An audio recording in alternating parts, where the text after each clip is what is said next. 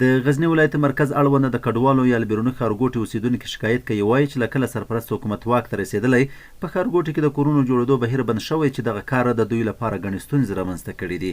یک شرک دولتی شرک شخصی هم نیست که از طرف دولت توزیع شد بنا به فرمان 104 دولت جمهوریت برای مردم بیجا شده و ورثه شهدا توزیع شد. مردم آویزن و اسناد سنک پیسه زمین خود آویزن به بانک تحویل دادن و در بدل از او سند ملکیت به دست آوردن که بعضی سوء استفاده شد به خاطر که فساد واقعا به اوج خود رسیده بود و همه شرک مهاجرین ازش سوء استفاده ها صورت گرفت.